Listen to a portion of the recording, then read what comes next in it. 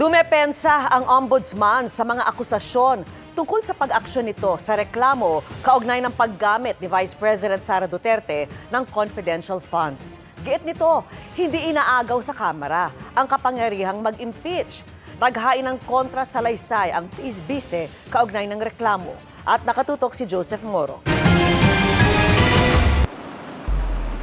Nagsumite na ng kanyang sagot o counter-affidavit si Vice President Sara Duterte sa summons na ipinadala sa kanya ng Ombudsman. Ito ay kaugnay ng reklamo base sa committee report ng Kamara na inihain sa Ombudsman. Kaugnay ng umunima anomalyang paggamit niya ng confidential funds ng Department of Education at Office of the Vice President. Pagkatapos naman ito ay bibigyan din ng Ombudsman ng 10 araw ang Kamara para sa kanilang tugon sa sagot ng Vice President. Ikinagulat ng Kamara ang pag-aksyong ito ng Ombudsman sa committee report ng Kamara. Ikinabahala pa ng ilan na baka makaapekto ito sa impeachment complaint sa Senate Impeachment Court, lalo na kung sakaling i-dismiss o ibasura ng Ombudsman ang findings ng Kamara. Pero sabi ni Ombudsman Samuel Martires, kung ayaw daw ng Kamara na may makaapekto sa impeachment laban sa Vice President, bakit daw isinumite ng Kamara ang committee report nito sa Ombudsman? Ang Office of the Ombudsman, pag nakatanggap ng committee report from both houses, from any of the houses, from the Senate or from the House of Representatives, we treat it as a complaint. We do not treat it as a paperweight or a scratch paper na titingnan lang namin. So sino ang magiging complainant dito? Alangan naman ang maging complainant ang Office of the Ombudsman.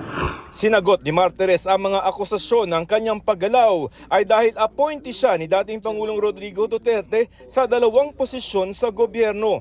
Hindi ko naman kinahihiya, hindi ko tinatatwa na ako'y naging Associate Justice ng Supreme Court dahil kay Digong.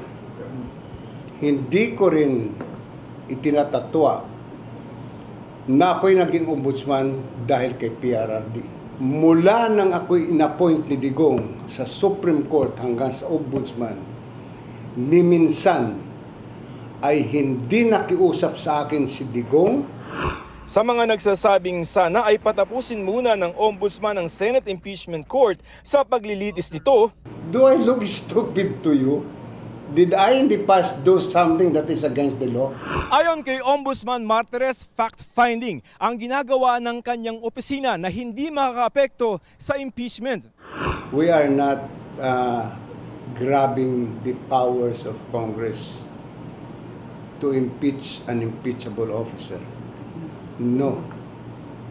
Neither are we trying to supplant the findings of the House of Representatives with respect to the impeachment complaint of the Vice President. We are not going to dismiss anything.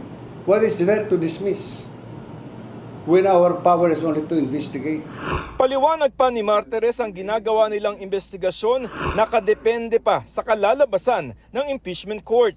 What we have at the moment is the power to investigate and not to prosecute. The Ombudsman or any investigating body has to await the result of the impeachment proceedings.